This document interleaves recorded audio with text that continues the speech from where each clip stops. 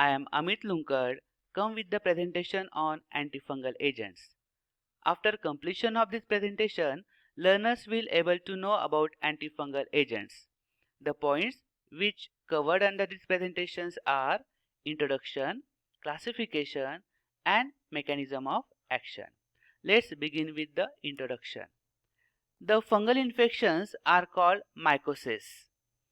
These fungal infections involve superficial invasion of the skin or mucous membrane of body orifices. An antifungal drug is medication used to treat fungal infections such as athlete's foot, ringworm, and candidiasis, and serious systemic infections such as cryptococcal meningitis. Here is the optimum antifungal drugs having following ideal properties. Firstly, it must have wide spectrum of activity. It having a favorable pharmacokinetic profile means absorption, distribution, metabolism and excretion profile must be favorable one. It having a adequate in vivo efficacy, having low rate of toxicity, and it must be economical one.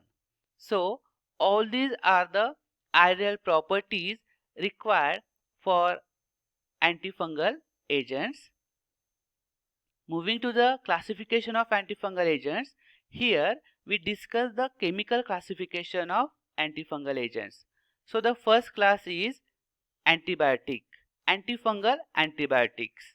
Examples are amphotericin B, nystatin, griseofulvin. Moving to the second class, azole derivatives. Under azole, there are the two classes. Imidazole means 5-member ring containing 2 nitrogen to the position first and third, and triazole means 5-member ring containing the 3 nitrogens.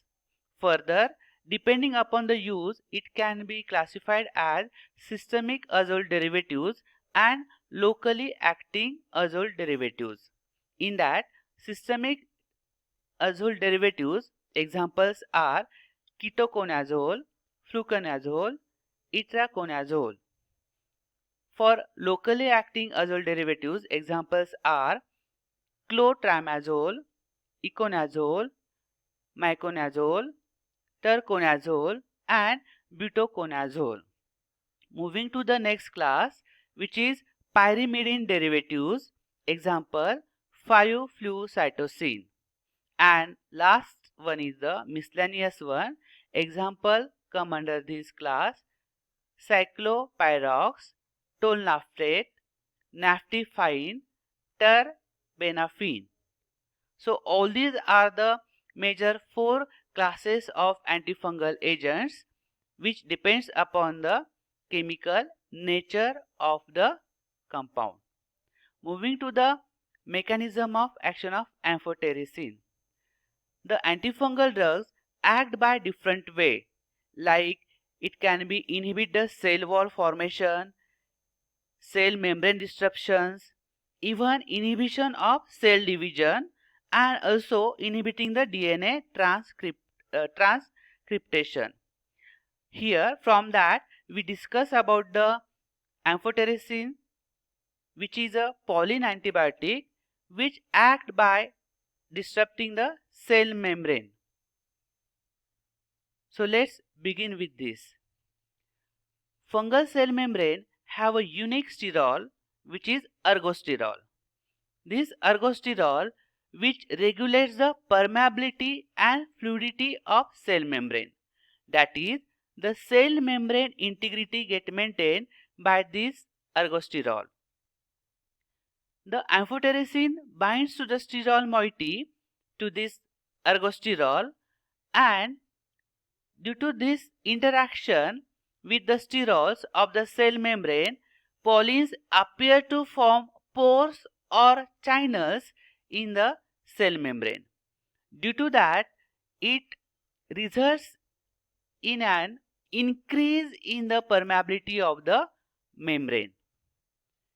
Due to that, allowing the leakage of a variety of small molecules like intracellular potassium, magnesium, sugars, and metabolites from the cell membrane.